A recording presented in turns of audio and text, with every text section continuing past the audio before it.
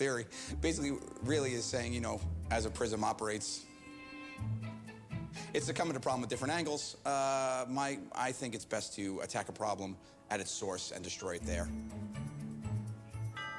It's been a year and a half since the blackout against SOPA and PIPA, and now with the benefit of hindsight, why do you think that blackout was successful? Joe? Oh, the blackout, yes. It happened. Did we learn from it? Maybe. Should we? Absolutely. I'm sorry, I'm just a simple robotics teacher from the College of Staten Island. I don't know if they're aware what the blackout even was. Oh, what was the blackout? The blackout. The blackout was, you know, the blackout is a, you know, we lost power.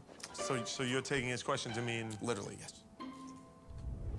Could I ask you a question? I've never had the privilege of being on a panel with a quantum mechanics expert. Yeah. We all have heard of the quantum mechanics Planck constant, of course. Of course. I've never quite understood it. Could you explain it in layman's terms? You know how the world goes round?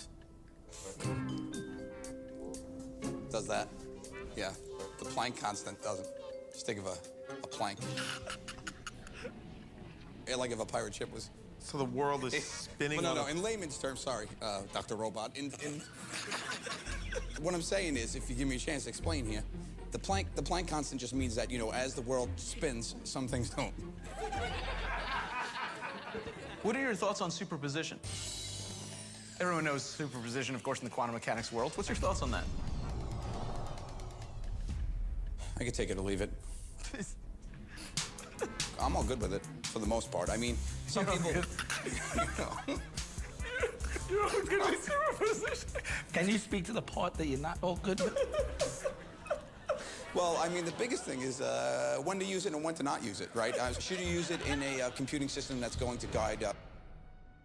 Damn, boy, it's a Joker showdown. Sal versus Murph. Today, we're competing head-to-head, pitching our brand new inventions to a focus group. The catch is, our inventions have been created by the other two guys. The goal is to convince the group that your product is the better of the two. We'll ask the group by show of hands which invention they like the best. If your product gets the least amount of votes, you lose. It's a Joker showdown, double down. Hi, how are you guys? Pleasure to meet you. I'm Sal Volcano. These guys just fight about everything. Come on in, have a seat, please. Do you think they would be friends if we weren't in the picture?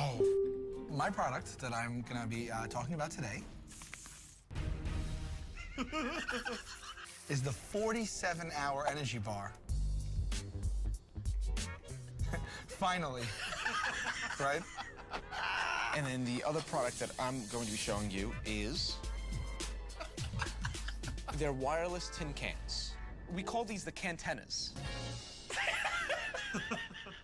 Okay. Are you like me? Do you find yourself getting dreary and weary at the 46th hour? And I kept on finding that around the 46th hour, I would start to get tired. And I needed something to get me through that. Wait, this is gonna be the size of it? That is the size of it. How much of it do you need to eat to get your... The whole bar. If you want all 47 hours, you're gonna have to eat the whole thing. Say that you need 23 and a half hours. Right about there. Now, you've seen tin cans before that have been joined by string. So in the past, you've been limited to the distance that you can communicate with people. So, for example, you talk into this end while the other person is listening, and you just, you know, and then you can switch, and the other person can listen as you're talking. You know what I mean? It's very much like that. They connect into any kind of Wi-Fi system that you've got, too. Why wouldn't I just use my cell phone? Hello? Data plan costs, right? $10 for my data plan unlimited. There is no data plan for these. This fits right in my pocket. You know what doesn't fit in your pocket? A 4-pound bar.